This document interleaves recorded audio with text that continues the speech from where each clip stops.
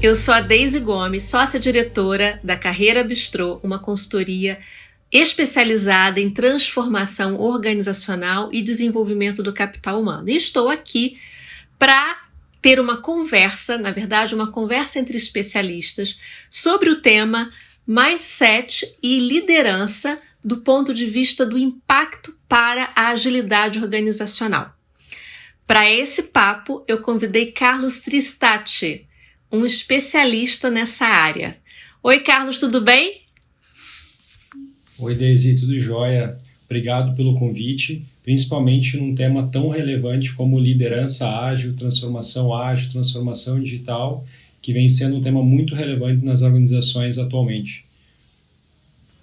Fala um pouquinho da sua experiência, que acho que é importante para o nosso público que está assistindo conhecer um pouco aí a sua vivência nos últimos anos. Então, eu trabalho com métodos ágeis desde 2004, né? E venho trabalhando com eles desde então, passando por uma série de métodos, frameworks e diferentes aplicabilidades deles ao longo do tempo. Como gerente de desenvolvimento de software, como gerente de produto, como gerente de portfólio, então tendo diversas perspectivas na implementação e uso de métodos ágeis em grandes empresas. Nos últimos 6 anos, eu tenho me dedicado à transformação ágil em grandes empresas, principalmente na indústria de mídia, varejo e banking, né?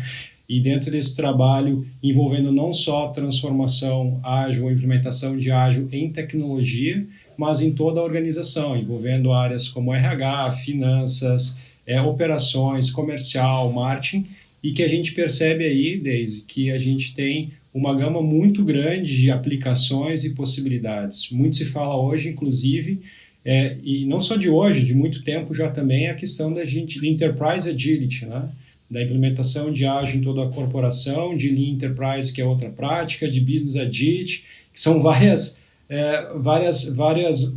frentes relacionadas ao movimento ágil nas organizações, e as organizações que vêm implementando isso no Brasil e no mundo têm tido ótimos resultados com elas, né?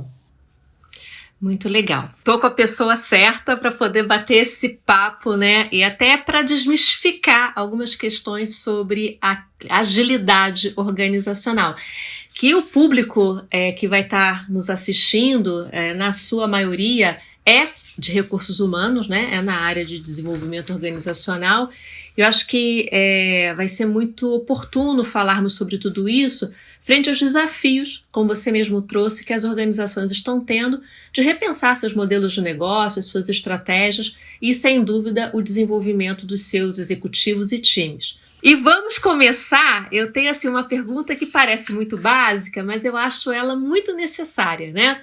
Tendo em vista a importância de nivelarmos sobre esse assunto. Tem gente que conhece muito, tem gente que está começando agora, iniciando a sua trajetória, né, nessa área de conhecimento.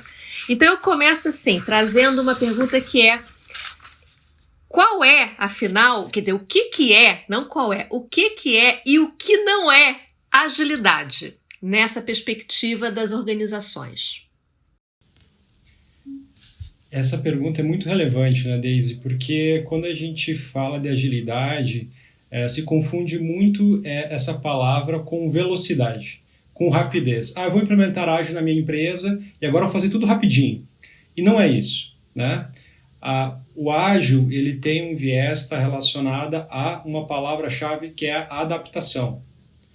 Adaptação e a velocidade com qual eu me adapto a novas condições. Muitas pessoas falam que o contrário do ágil é o tradicional, ou em termos de desenvolvimento de software falam em waterfall, mas não é isso. O contrário de ágil, o que não é ágil, é o hard, é o inflexível, é o que não aceita mudanças, o que não se adapta a novas condições de mercado. Legal que você trouxe, né, Tristati, dentro dessa sua resposta, além de você ter trazido o que é, quando você trouxe essa visão, que às vezes é equivocada, a gente está falando de crenças limitantes, né? É um olhar limitante para o próprio modelo, né? E acho interessante que isso tem total correlação também na sua fala com a lógica dos mindsets, né? Do mindset fixo com o mindset de crescimento, né? Que é o mindset fixo, a gente olha as coisas de uma maneira hard, como você trouxe, que é o oposto da agilidade, quando a gente acha que as coisas são do jeito que são, não podem ser aprimoradas, ou enfim, tem uma visão muito limitada, né, das possibilidades de mudança, enquanto quando se fala de um mindset de crescimento, é o mindset ágil, que é o da aprendizagem contínua, da flexibilidade, da adaptação, né, de uma perspectiva. Eu digo que tem nessa lógica, na minha visão, é como se fosse assim, o mindset de fixo é uma lógica da escassez e o mindset de crescimento é uma lógica da abundância, né, de geração de valor mesmo, né, onde você está sempre em busca daquilo que é melhor, né, de alcançar um objetivo ainda melhor. Então, eu achei bem legal que você trouxe esse olhar antagônico, né? E que muitas das vezes atrapalha uma tomada de decisão, uma iniciativa de se pensar na adoção por ter crenças limitantes tão enraizadas que deturpam completamente a lógica da questão da agilidade dentro das organizações. Então, eu achei muito legal que você desmistificou. Acho que você trouxe uma resposta assim, que nos ajuda a olhar com outras lentes essa questão da agilidade. Nessa pegada, você até falou bastante no início, mas eu queria explorar um pouco mais, porque eu acho que tem mais para ser dito. Você até no início da sua fala, você trouxe já algumas questões sobre a relevância e o resultado que essa lógica da agilidade traz para as organizações. Você já fez uma primeira abordagem sobre isso, mas eu queria investir um pouquinho mais nessa pergunta, porque eu acho que tem outras questões importantes que eu tenho certeza que você pode trazer, além só da questão da adaptação e, enfim, que é sobre o porquê, né, a agilidade é uma capability para as empresas. Maravilhoso, Daisy. Olhando para um aspecto do que a gente estava falando antes, relacionado a mitos, crenças, mindset e até mesmo a cultura, quando a gente olha a agilidade por um viés corporativo em, de fato, desenvolver uma capacidade enterprise agility, ou seja, desenvolver a competência da empresa ser ágil, isso quer dizer que essa empresa ela desenvolveu uma competência de se adaptar rapidamente a novas condições. A gente pode olhar para um fator que é o seguinte, é levar a empresa para uma cultura generativa. Né? O que é uma cultura generativa? É uma cultura que foca em geração de valor e performance. Isso me leva a outros dois modelos de cultura, que é a cultura burocrática, que é onde a empresa ela é altamente hierarquizada, né? Ou seja, a gente tem muitos níveis hierárquicos e nós temos uma cultura fortemente comando e controle, onde o gestor ou o chefe é a principal pessoa, e tudo é centralizado nessa pessoa, a tomada de decisão, inclusive as ações, por vezes até entrando no microgerenciamento. E então isso, e somado a isso, a gente coloca também a questão de termos processo em muitas dessas organizações que são mais pesados, são processos que têm um alto nível de controle, com vários gates de aprovação para a sua execução, e que geralmente levam semanas ou meses para a gente executar um processo de ponta a ponta. Isso tudo traz uma lentidão para a empresa que não a permite ser competitiva, porque quando a gente olha outras empresas, principalmente as empresas que são nativas digitais, ela já tem essa capability de agilidade. Um conhecimento, né, nessa perspectiva da agilidade, dos métodos ágeis, da capability, acho que foi uma aula, né? Até esse momento, esse detalhamento, essa visão geral, essa big picture que você trouxe. Para a gente entrar mais especificamente no tema que nos trouxe a essa conversa, né? Que é a história do mindset e da liderança, eu ainda quero te fazer uma pergunta. Com esse novo modelo, e evidentemente eu já tenho aqui como reflexão que muda muita coisa do ponto de vista da forma das pessoas atuarem, eu queria te jogar essa pergunta provocativa. Quem que assume a direção de tudo isso? Né? Você falou sobre as estruturas hierarquizadas, sobre uma mudança do comando e controle. Do que a gente está falando? Como é que rola a questão de gestão e de liderança? Perfeito. E principalmente porque geralmente a gente confunde gestão com liderança, né, Daisy? Exatamente.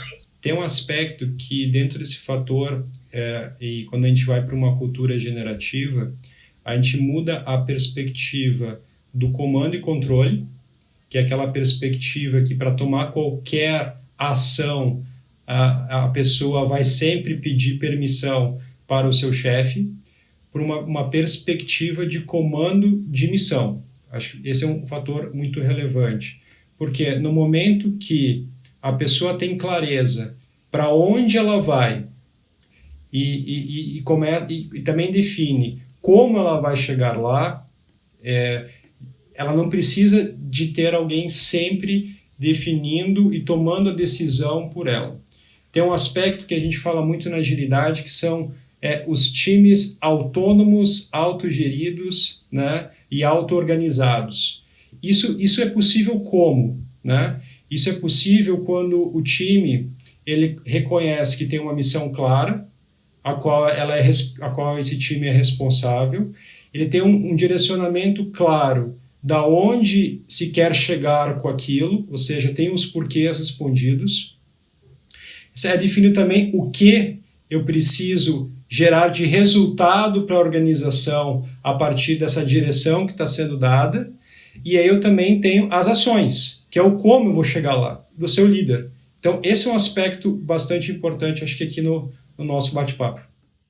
Não, super. E quando você traz essa questão, até você falou da questão do trabalhador, e já olhando o profissional do conhecimento, a gente evolui para aquela lógica até da gestão ao longo do tempo, né? Se a gente for recuperar ali o Management 1.0, o Management 2.0, o Management 3.0, né? Onde você vê claramente uma diferença na forma de se relacionar, seja com a atividade, né? Onde evidentemente no Management 1.0, isso lá atrás, era de fato uma atividade de comando e controle, porque de fato eram atividades até mais braçais, mais operacionais, onde as pessoas não utilizavam processos de tomada de decisão, não tinha, né, um envolvimento do ponto de vista, né, da própria atividade, a conexão daquela atividade com um sistema mais complexo, né?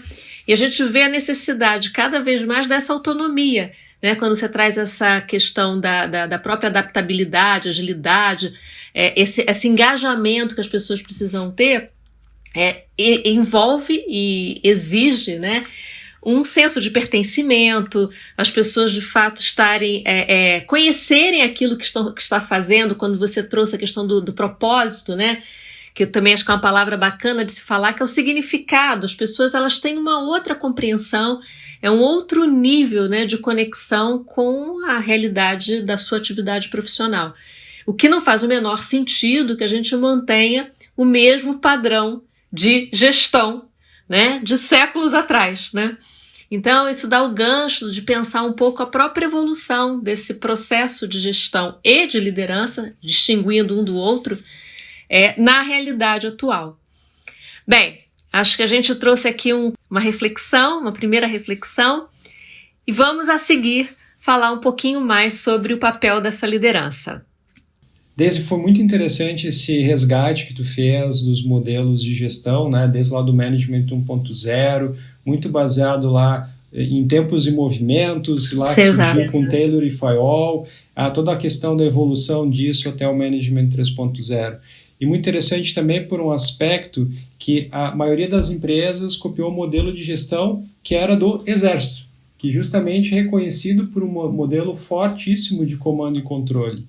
Só que uma coisa que também que é interessante, e a história nos demonstra isso, que o Exército não usa esse modelo de comando e controle desde 1894, lá com as guerras de Napoleão. Então, esse é um aspecto bastante interessante. A gente copia o modelo de alguém que nem mais executa esse modelo. Exato.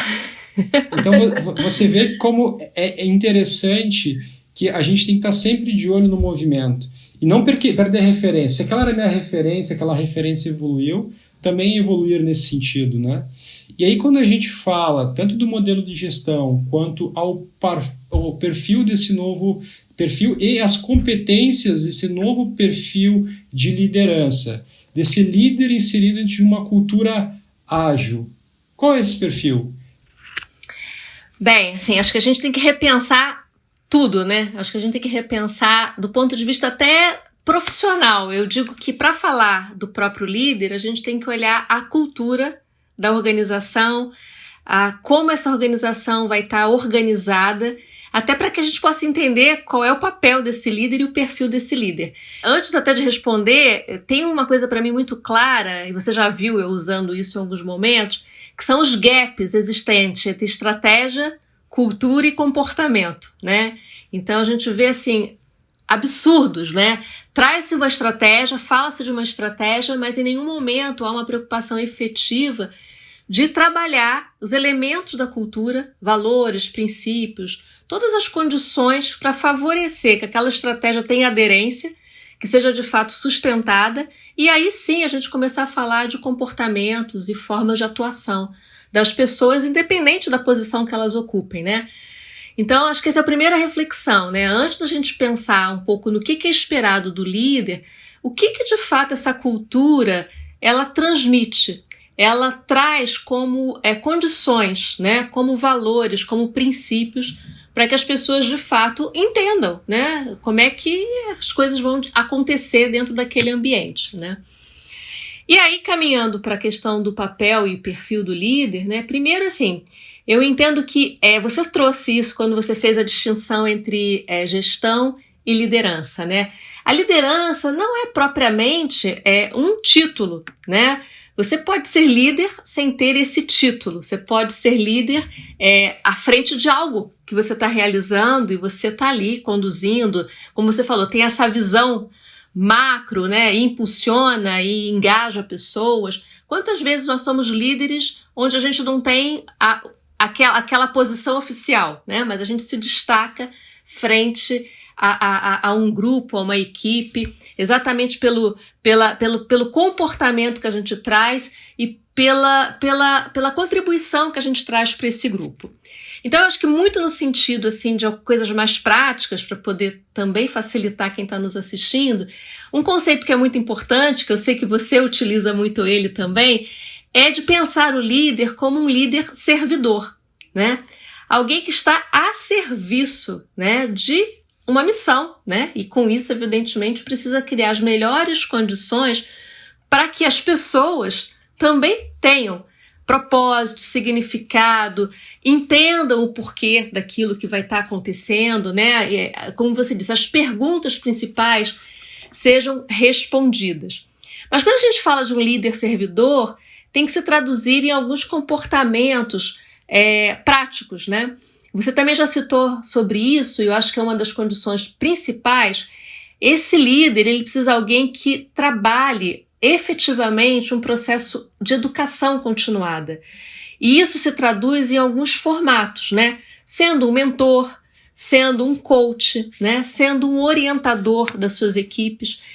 E quando a gente pensa da mudança desse papel em relação ao papel antigo de comando e controle, é alguns níveis acima, né? Eu, por exemplo, sou coach. E o coach na minha vida mudou a forma que eu penso a vida. Porque um coach é uma pessoa que não traz respostas. O coach, ele faz perguntas. Ele traz perspectivas, né? Ele ajuda o outro a buscar a melhor solução. Às vezes a gente sabe a resposta, ou às vezes a gente tem um palpite, às vezes a gente tem uma sugestão, mas o processo é um processo de buscar do outro, né, de fazer com que aquela pessoa se aproprie, que aquilo de fato seja uma trajetória, né, de desenvolvimento, de crescimento, e que a sua experiência, a experiência dessa pessoa, daquele time, seja colocado em prática, frente a um resultado esperado. Então muda muito, sabe, Tristati, não só o próprio papel, mas o perfil desse líder que precisa se desenvolver em questões muito voltadas às soft skills, né? Para que ele possa ocupar esse papel de coach, eu repito isso sempre, né? Você já deve ter me ouvido falar disso também. Eu digo que um líder, a primeira competência que eu acho que o líder tem que ter é amar pessoas. Porque você tem que ser uma pessoa de conexão, uma pessoa que tem uma comunicação empática, uma pessoa que acredita no potencial do outro, né? Uma pessoa que vai estar o tempo todo buscando criar as condições mais favoráveis para que aquele ambiente seja um ambiente exatamente flexível, um ambiente agradável de se viver, que seja um ambiente onde as pessoas de fato não tenham medo de realizar, executar, experimentar, né? Então a gente sai muito da história, anos, né? Processo muito diferente do formato militar, onde a gente obedece, onde as pessoas têm medo, onde as pessoas têm uma subserviência, né? Para um processo exatamente ao contrário, onde o líder é que coloca o líder está ali a serviço do seu grupo, né? E mais interessante ainda é pensar que nesse papel, nesse formato da agilidade, esse líder, ele é um conector dentro da organização. Porque às vezes a gente fala desse papel do mentor, do coach, e as pessoas acabam exercendo esse papel, mas às vezes dentro do seu próprio grupo. Então assim, ok, estou fazendo bem aqui, mas estou criando um silo, né? Eu estou fazendo para este pequeno grupo. Eu esqueço o sistema. E dentro da lógica da agilidade, esse líder, e na verdade mais do que esse líder, eu diria que profissionais que trabalham com esse mindset são pessoas que fazem conexões o tempo todo, né? Essa visão do sistema, né? Gerenciam o sistema, né? É o ambiente como um todo. O que está acontecendo aqui do lado importa para mim, né? O que está acontecendo atrás me importa também. Como é que eu conecto as partes? Como é que eu tenho, como você falou, essa visão lá de cima, né? Você falou da árvore, podia ser um aviãozinho também, olhar lá de cima do aviãozinho e poder ver as diversas partes interconectadas. Então muda demais, muda o conjunto de competências, muda a forma da gente se relacionar, muda a forma de ver o todo, né? Exigindo da gente, evidentemente, eu acho que uma das competências, entre todas que eu citei, uma que eu considero muito crítica é a da comunicação, né? De fato, tem que ter uma comunicação muito efetiva, muito transparente, muito envolvente, muito confiável, né? A confiança também é um elemento fundamental, para que, de fato, aquela lógica que eu trouxe da cultura, da estratégia e do comportamento feche, para que a gente, de fato, consiga eliminar esses gaps e que tenha uma outra, um novo lifestyle, né, dentro dessa organização. É uma nova forma de viver, né? E aí eu estou extrapolando, até acrescentando aqui, sem distinguir muito, eu já não estou olhando nem nesse momento agora só para a liderança. É este ambiente onde todos participam com comportamentos completamente diferenciados, né? É claro que o líder pode ser esse exemplo, pode ser essa referência, mas as pessoas também têm que trazer esse olhar de integração, de conexão, de transparência. E aí as ferramentas que os métodos ágeis têm são fabulosos, porque você consegue fazer gestão à vista, você consegue ter uma série de questões que contribuem, né, para esse tipo de ambientação, né? Então, não sei se eu fugi muito da sua resposta, mas é porque acho que uma coisa vai puxando a outra. Na verdade, a gente tem que falar das lideranças ágeis, mas dos times ágeis também, né? Porque somente assim a gente vai ter uma cultura ágil. Perfeito, Deise. Maravilhosa essa tua reflexão. Principalmente, e até complementando um pouco aqui sua fala, uma coisa que eu vejo nesses anos aí de transformação ágil em grandes empresas, até por vezes, alguns desses conceitos que tu trouxeste distorcidos.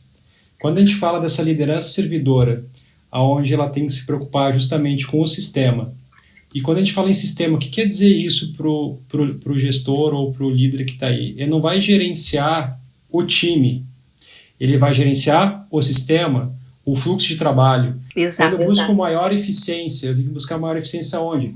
No fluxo de trabalho. O líder servidor não é o líder que serve vontades, ele serve necessidades. Isso tem uma enorme diferença e impacto na prática, porque quando ele resolve necessidades, ele traz um ambiente melhor para o time. Exato. Justamente no que a gente estava falando de culturas, gera uma cultura generativa, de maior geração de valor e performance. Qual o papel do líder nesse processo de transição de uma cultura que não é ágil para uma cultura ágil? Antes até, só para poder fundamentar a minha resposta, é interessante a gente refletir, né, e compartilhar aqui com quem está nos ouvindo, que não há uma relação tão fechada com a aplicação da liderança ágil com os métodos ágeis. Evidentemente, você pode ter ambientes que ainda não estão atuando, ou que, enfim, por uma decisão ainda não implementaram, né, uma estrutura de uma lógica utilizando ferramentas de gestão ágil, mas que tem condições e interesse de ter um formato de gestão e de liderança ágil. Acho que é interessante, porque a gente fala assim, não, mas nós não estamos vivendo isso, não está sendo implementado um projeto. Isso não significa que você vai viver no comando e controle do século passado, né? Você pode migrar para uma lógica de uma liderança ágil, independente, né, de um projeto, né, de transição digital, de uma lógica. É claro que quando as duas coisas estão presentes, um fortalece o outro, não tem a menor dúvida. Mas eu quero dizer que essa questão do mindset, da liderança ágil, na minha visão, não sei a sua, Tristati, vai além, né? A gente está falando, de fato, de uma adaptação aos novos tempos. Até considerando, né, que a gente vive no mundo bunny, né, que é da fragilidade, da ansiedade, de não ser linear, de ser incompreensível, que está exigindo da nossa vida que nós sejamos ágeis. Então imagina dentro das organizações, né? Então eu acho que tem essa reflexão importante. Não fica esperando chegar um projeto de agilidade na sua empresa para começar a pensar, né, numa atuação ágil. Não é isso. Vamos antecipar, porque o mundo já está nos pedindo comportamentos diferentes. Ah, não aqui não funciona, porque às vezes eu ouço umas barbaridades desse tipo, entendeu? Não, aqui não funciona, Deise, é uma empresa muito tradicional, nosso negócio não exige. Mas, gente, comando e controle morreu, né, do ponto de vista da realidade que a gente vive hoje. Então, vamos atualizar aqui as cabeças. E uma outra coisa que eu acho legal que eu não falei antes, para poder entrar na questão que você trouxe, da transição, né? É que, para mim, essa transição, ela já começa na alta liderança da empresa. Então, assim, não adianta você querer fazer um trabalho de base se a alta liderança não está com esse mindset, né? Porque tem exemplo, né? A gente precisa trabalhar isso pelo exemplo. Então é da forma como a comunicação é feita, da maneira como os desdobramentos são realizados, os posicionamentos acontecem, porque exatamente volta a minha figura, cultura, estratégia e comportamento. Eu não posso exigir comportamentos diferentes das pessoas se a cultura não fortalece isso, e se a estratégia não preenche o lugar que deve preencher. Então, para começar qualquer processo de transição, de preparação dos times, tem que haver o que eu chamo do walk the talk, né? Essa conversa precisa acontecer de forma fluida, coerente dentro da organização. Então, primeiro grupo, como a gente quiser chamar, até de squad, se quiser chamar aqui, a ser preparada é da alta liderança. Porque aqui tem que funcionar assim, né? Porque não adianta nada falar, vamos fazer isso, no dia seguinte está fazendo microgerenciamento, né? Acabou, foi por água tudo aquilo que se pensou em implementar, enfim, essa realidade de transformação. Então, acho que o primeiro recado é esse, é o quanto que isso faz sentido, o quanto isso tem alinhamento interno, o quanto isso está compreendido como realmente, como eu falei, um lifestyle, uma mudança total, uma forma de viver diferente. Feito isso, antes da gente preparar os líderes, eu entendo que você tenha que levar esse conceito para a organização, sabe? Você sabe disso porque você tem feito dessa forma, né? A gente não precisa entrar em detalhes aqui de projetos, mas assim, você precisa de fato conversar sobre isso, trazer referências para a organização. Não adianta você investir um tempo preparando as lideranças se os demais estão por fora do que está acontecendo, né? Eu digo que você tem que ter um processo de muita clareza, de muita transparência e fazer um movimento onde as pessoas comecem a perceber que esta mudança, que esta transição está sendo iniciada, né? Onde todos, de alguma maneira, precisam ser envolvidos. É claro que depois você precisa capacitar, vai capacitar lá por algumas camadas, tem prioridades nesse processo de capacitação. Eu sou muito assim, consciente, né? A gente sabe que as empresas têm os seus investimentos, os seus orçamentos, nem sempre dá para fazer tudo o que se deseja, então precisa fazer boas escolhas. Mas eu acho que a comunicação ela precisa acontecer imediatamente para toda a organização. Porque eu acho que é aquele processo de contaminação positiva, sabe? Onde você começa a semear, né? Vamos colocar dessa maneira, semear na cultura a intenção, né? O desejo, a vontade de fazer diferente. E isso leva um tempo para as pessoas compreenderem, para as pessoas poderem entenderem, né? Para poder até vão trazer questionamentos, vão querer exemplos mais concretos, para que de fato você comece a implementar, né? Sejam as ações mais específicas do ponto de vista das estruturas, seja também a capacitação e o desenvolvimento desses times e especificamente das lideranças, como a gente está tratando aqui, né? E uma coisa importante, Tristati, que eu penso muito, eu tenho muito medo, e eu quero falar disso aqui, porque a gente está falando com o público de recursos humanos, não existe milagre. Não existe desenvolvimento de pessoas com atividades de 1 hora de duração, 30 minutos, né? Por mais que a gente esteja aqui nesse mundo remoto, onde a gente evidentemente tem que otimizar os tempos, né? Os tempos em movimentos, é um investimento muito sério que precisa ser feito, continuado, né? Você pode ter ações de pequena duração, mas precisa ser continuado, porque não se muda um comportamento, uma prática e não se transforma uma cultura do dia para a noite, né? Uma cultura organizacional tem todos os seus artefatos, todas as suas condições visíveis e invisíveis que precisam ser trabalhadas. Então isso leva tempo, né? E para isso a gente precisa ter assim, um foco muito grande, né? Do ponto de vista, novamente, da comunicação. Tem 3 Cs que eu acho muito legal, que são os 3 Cs dessa liderança e desse ambiente ágil, que é a comunicação, o comprometimento e a colaboração. Então eu preciso trabalhar esses 3 eixos o tempo todo, né? Não só treinando pessoas, mas fazendo com que a colaboração, a comunicação e o comprometimento aconteça diariamente, né? Dentro dessa cultura, dentro desse ambiente. Então é um lifelong learning que se coloca aí e que precisa ser muito investido, como eu falei, do alto da liderança até as estruturas que estão mais à frente dos projetos, das atividades, das operações. Olha que incrível como as coisas se conectam, né, Daisy? Quando a gente muitas vezes pensa em agilidade nas organizações, a gente pensa em time ágil.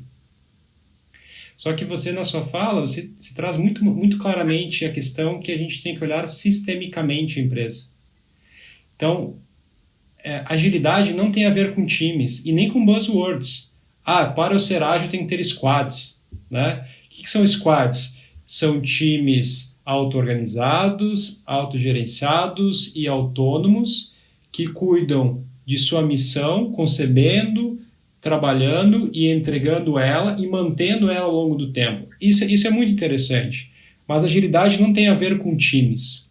Muitas práticas ágeis se baseiam em times, ou até se basearam, nem se baseiam mais, mas ficou esse conhecimento do passado muitas vezes também, e acho que é um pouco do que tu falaste antes das crenças limitantes. Uma vez foi assim, a pessoa não se atualizou e ficou presa a um conceito ultrapassado, como a visão do comando-controle, agora nós temos comando de missão, antes a agilidade estava relacionada a times ágeis, e hoje não mais, o ágil é corporativo.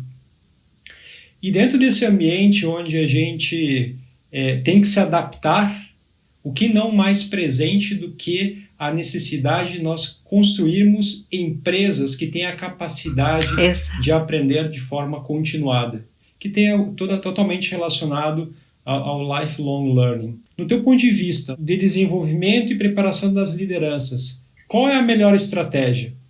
O que fazer para desenvolver essas novas qualidades e competências nas pessoas? A mudança começa pela liderança e a liderança, ela traduz a cultura da empresa, né? É importante que a gente diga isso.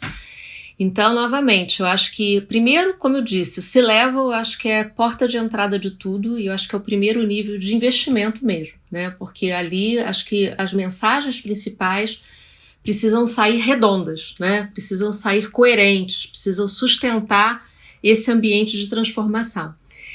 Do ponto de vista de desenvolvimento, eu acredito sim na lógica do 70-20-10, né? Que é você ter ações estruturadas, que são as ações, 10% de ações estruturadas, mas ali naqueles 20 e nos 70 a gente está falando de uma prática diária, né? Então, muito compartilhamento de experiências, muitos espaços de colaboração genuína, né? de práticas.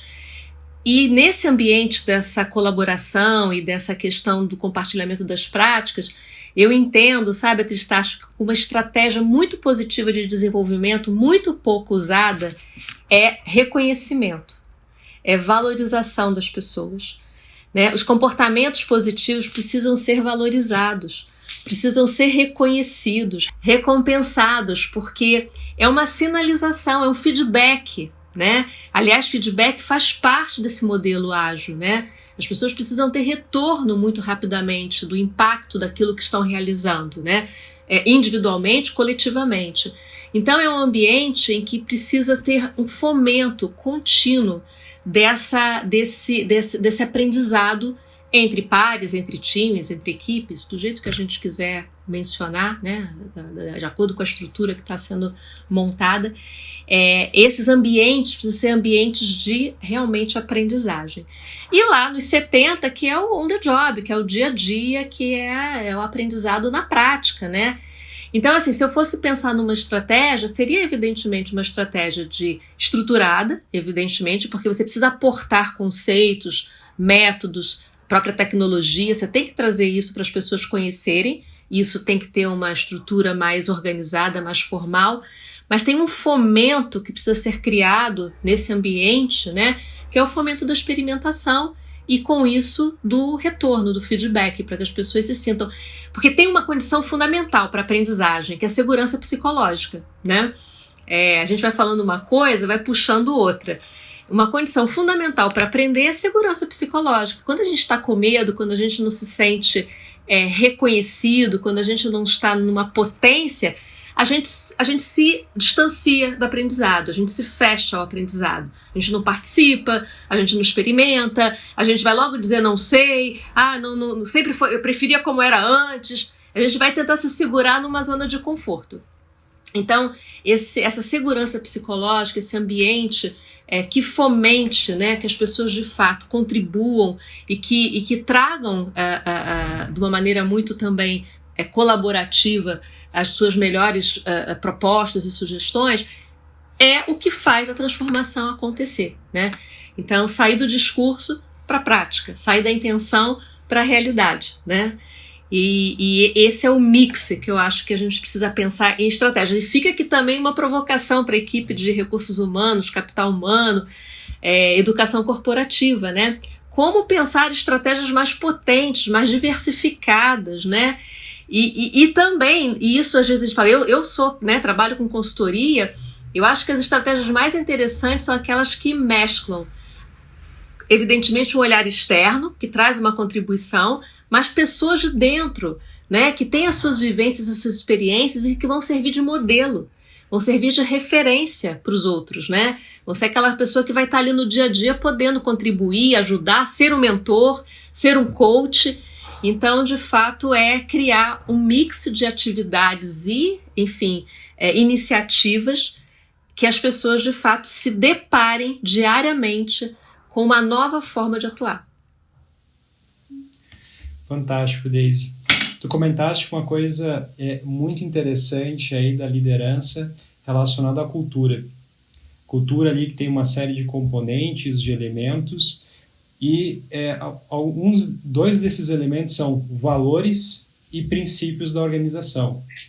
O Manifesto Ágil, que foi escrito em 2001, que norteou toda a criação de métodos ágeis, e hoje o guarda-chuva é imenso, né? Quando a gente pensa em agilidade, o ágil começou em desenvolvimento de software, mas hoje nós temos práticas ágeis para o RH, nós temos práticas ágeis para o financeiro, para o marketing, nós temos ágil para vendas, né? E N referências, né? Quando a gente fala em vendas, por exemplo, tem o Lean Selling, o Agile Sales. Quando a gente fala do financeiro, tem o Lean Budget, né? Quando a gente olha em gestão de portfólio, tem o Lean Portfolio Management. E são todas práticas, processos. Mas antes da gente definir processos, o que vai ajudar a guiar a organização, afinal de contas, processos também é o como eu chego lá, nós temos valores e princípios. E é muito importante também, dentro desse aspecto, né, a gente sempre olhar para nossos valores e princípios da companhia. Em algumas empresas que eu passei na minha carreira, a gente olhava muito as questões dos valores e eles eram rígidos, eles eram inflexíveis, e eles geravam esse comportamento na organização. E olha quão importante é valores claros. Eu precisava de uma mudança num treinamento. E o trainer, não, está muito de cima, não sei se a dinâmica vai ficar legal, eu vou ter que repensar várias coisas. Esse é um comportamento de defesa, né? Sem dúvida. E também, isso é inflexível, é hard, é anti-ágil. Exato. E eu estava falando com o agilista, e aí eu trouxe a seguinte provocação para ele. O segundo princípio do Manifesto Ágil fala que a mudança é bem-vinda, mesmo que tardiamente, com o objetivo de maximizarmos a entrega de valor para o nosso cliente. Você está a favor ou contra esse princípio? Né? E você tem razão. Você percebe como eu não preciso de Kanban, de Scrum, de qualquer método, tendo princípios claros que norteiam todo o trabalho e qual é o comportamento das pessoas, quão a gente consegue ser efetivo. E até eu diria muito, né, quando a gente pensa até em transformação, mudar o modelo operacional da organização, a primeira coisa que nós deveríamos estar fazendo, e isso faz parte de uma definição de arquitetura corporativa, primeiro valores, depois princípios, depois a gente fala de processos. E a gente está falando muito de aspectos de cultura e uma forte relação com pessoas. E eu acho que um ponto importante, até para o público que está nos ouvindo, é qual o papel do RH na implementação de uma cultura ágil. Afinal de contas, né, Deise, se a gente pensar que a gente precisa mudar uma cultura, mindsets, comportamentos, a área que vai impactar mais pessoas é, de fato, a área que cuida dessas pessoas, exatamente, que é o RH. Qual a sua opinião sobre o papel do RH numa implementação de uma cultura ágil, Deise? Eu ia responder de uma forma mais extensa, mas como a gente já está caminhando para o fim, ao mesmo tempo eu achei uma resposta aqui que eu acho que ela é bem adequada, que é aquela lógica do head, heart, ou mind, ou head, heart and guts. Acho que o RH precisa se posicionar neste lugar, ou seja, ter uma clareza mental, né? E aí, assim, saber avaliar condições, fazer uma leitura desse ambiente, desse contexto, dessa cultura. Então, de fato, compreender e skin the game, né, como a gente diz, nesse processo de mudança. Então, de fato, aqui, né, o cabeção mesmo, no sentido de entender tudo o que está acontecendo da melhor maneira. A questão, né, do heart, que é a conexão, de fato se colocar no papel de conector dentro dessa organização, né, e entender, como você trouxe lindamente, que é uma palavra que faz parte do meu vocabulário, que é necessidade, né, como especialista de comunicação não violenta. Então, em compreender as necessidades que essa organização tem, que esses indivíduos têm, para poder fazer essa transição acontecer. E o guts, no sentido da coragem. E aí, por isso a provocação, né? Tem que ser, de fato, uma equipe, uma área, como for, um departamento, o que for, gente, dentro da organização que vocês estão. Eu não estou falando da estrutura, mas eu estou falando do que vocês representam, de fato agir, né, de provocar, de fazer proposições diferenciadas, né, de trazer coisas inovadoras, né, de ousar, né, de não ter medo, né, de sair fora da caixa, né. Então eu gosto muito dessa questão, né, da cabeça, do coração e da coragem para de fato ser um agente de transformação. Porque para a gente poder transformar, a gente tem que sair da zona de conforto. E a gente tem que saber lidar com as vulnerabilidades, com as incertezas, com as informações incompletas, né? Pode ser que erre, pode ter que começar, como a gente falou, né? Essa adaptação, começar outra vez, né? Pivotar o RH de novo, porque somente assim vai ser um agente de transformação. Eu estou praticando isso, buscando fazer isso dentro da minha atividade, o tempo todo, estar numa zona de experimentação com muita coragem. Lógico que sempre com a cabeça de acertar, né? Se alguma coisa sair fora do esperado, tá pronto para pivotar e seguir em frente. Fantástico, Daisy. Acho que tu falou muito da questão de sentimentos, né? E a gente sabe que mesmo pequenas mudanças despertam muitos sentimentos nas pessoas, né? Mas acho que até como mensagem final aqui com relação à mudança do perfil da liderança, eu gosto muito de uma frase seguinte: toda mudança ela é difícil no início, confusa no meio e linda no final. Então, por mais que a gente esteja mudando a liderança, e eu acredito muito no aspecto de mudança de cultura pela prática. Ou seja, você começa a fazer de uma nova forma até que essa nova forma se torne um hábito e quando se tornou um hábito, mudou o mindset. Exato. Então, a melhor forma de a gente mudar o perfil do líder é fazendo. Buscando formas diferentes de fazer até se atingir o objetivo que nós temos aqui dentro desse trabalho, que é criar esse novo espaço e essa nova cultura corporativa que traz tantos benefícios e também faz pessoas mais felizes no final das contas, né? Não tenho a menor dúvida. Que é para isso que a gente vive, né? Vamos combinar. Nós estamos aqui nesse mundo para ser feliz, né? Então, mesmo com as dificuldades, tentar buscar condições, enfim, para que a gente possa superar aquele momento e seguir em frente da melhor maneira.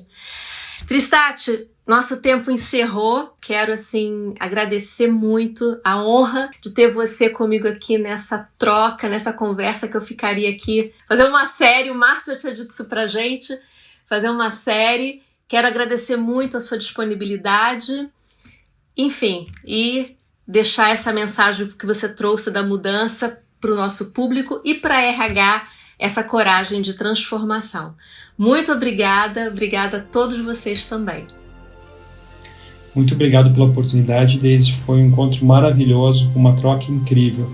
Muito bom participar de um evento como esse, que justamente vai poder levar muito dessas coisas para o seu contexto. Muito obrigado. Obrigada.